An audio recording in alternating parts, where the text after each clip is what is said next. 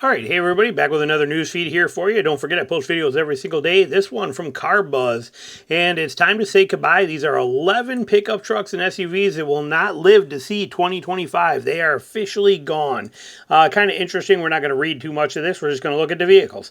Nissan Titan, saddest one on the list. Unfortunately, it is gone, and it is a shame because this was a very rock solid, reliable truck that people absolutely loved, and it is sad to see it leave. The Ford Edge is taking off, and and that sucks too because that was a popular vehicle for a lot of people that they liked. Toyota Venza, never even heard of this thing, don't even know anything about it, but apparently that's gone. I pay zero attention to Fisker, so I know nothing about that, but apparently that's gone too. And this one bums me out more than anything. This is the one right here. This was my favorite truck, okay? We like old, proven, and reliable, like the people that love this about the Titan and want to go buy this right now and all that kind of stuff. This truck right here, especially with the Pentastar V6, was right there, okay? This was it. I know there'll be people on here in the comments that are going to go up and down about how the Pentastar motor is a piece of crap and how Ram's a piece of crap and blah, blah, blah. I promise you that when the Pentastar is long gone, years from now, it will go down in history as one of the best motors ever made, period, hands down. And the motor is amazing. The truck is amazing. This was such a rock solid, proven design. It's been around since 2009. I mean, this thing has done it well, and unfortunately, it is sad to see it leave.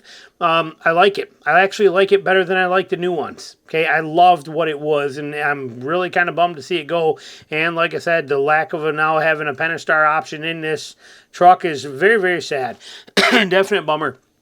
Jaguar E-Pace, could care less. They look nice, though. I see them going on the road. It's a sharp car. Like I said, I live over here. I'm, southeast Georgia, not too super far from Savannah. And I'll tell you what, I see a lot of very expensive vehicles here. Savannah is loaded with a lot of money. And this one, like I said, I see these all over the roads. They're very sharp.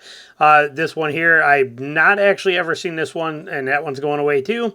And a Maserati, we see a lot of Maseratis here as well too, which is kind of shocking, but there is a ton of them here, and this one apparently goes away also.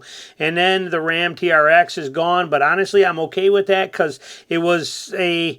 I get it, purpose-built vehicle, but I honestly believe that it'll probably come back, but I think the RHO is a better truck than this. Just like I think the Raptor is better than a Raptor R in everything, whether it's a Bronco or an F-150, whatever it is. I just don't think that the price tag is worth the value here, where a RHO coming in at like 60 grand has a lot more benefit to it, and I'll take that. So am I sad to see this go? Yeah, this truck was a beast, but I can see why it's going, okay? What's happening here? You just can't have, it's just too much of a struggle for companies to keep a supercharged V8 engine around.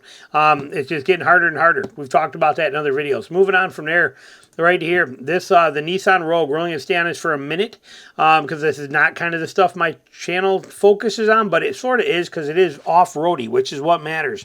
But the new 2025 Nissan Rogue starts at $30,000, but this is what I'm interested right here. This package right here, okay? What do they call this? The Rock Creek Edition. And basically it's a Rogue, but they've also done, they put some Falcon Wild Peak tires on it and gave it a little attitude, tubular roof rack. They gave it another terrain mode in there. Or they gave it a terrain mode in there, 17-inch wheels. Where did they say they gave it hill descent control?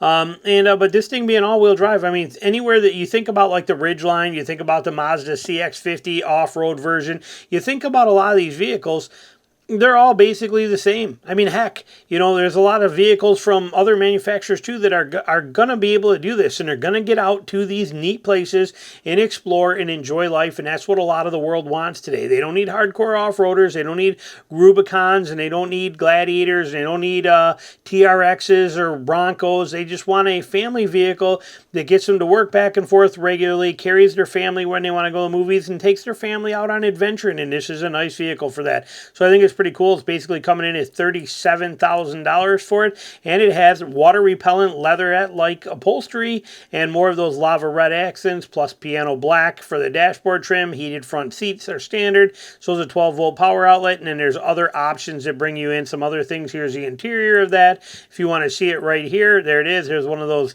stupid electronic shifters that I hate more than anything. Look at how much wasted real estate is right there for this thing. That, again, if you're going to go electric, it could have been a knob somewhere right on here that you turn, or right here that could have been a turn knob, but instead we lose all this console space for a electric version of a shifter. It bums me out tremendously. Not like having my hand on there, but they're just, if it's not a real shifter, it's just kind of cheesy. And I don't like these weird electric ones.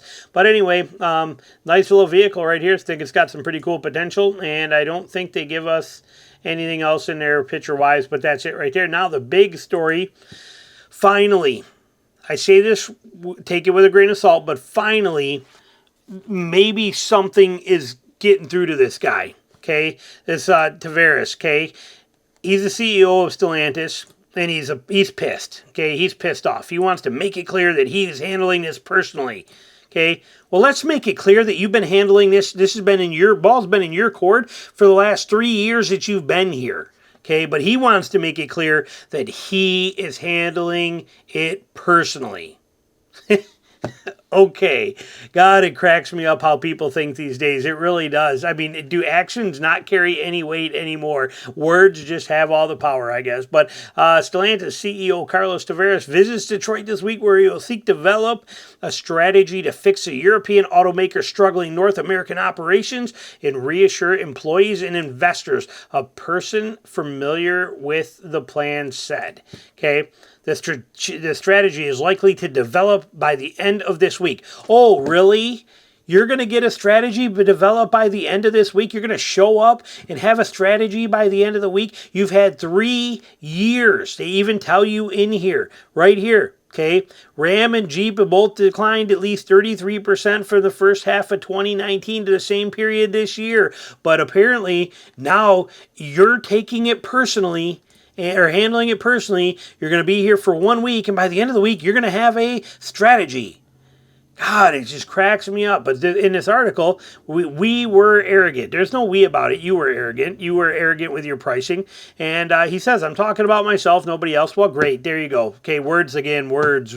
God, everybody knows I hate words. And all I'm hearing here is BS words. They just float out of everybody's mouth like they have anything. But they carry zero weight. That's why they float. Actions carry weight. Stellantis means North American main mistake. Okay, this is said by Jeffries analysis. Felipe, whoever this guy is. I don't want to botch his name. Stellantis' main mistake in North America was to keep increasing prices in a bid to boost margins, even as the market was signaling customers were not ready to pay, making some Stellantis models too expensive. This one sentence is the only sentence that matters for Stellantis for the last 3 years. One sentence. You want your strategy, Tavares? It's right there. I have it highlighted on the screen for you. Here is your problem. Here is your solution. Here is your strategy. Oh, but wait, that's kind of hard to do because we forgot that Tavares got a compensation package of 56% over last year to a nice $40 million annual salary. But somebody's got to pay for that. You know, obviously he can't go without. But remember, Stellantis' main mistake in North America was increasing its prices to bid boost margins. Okay?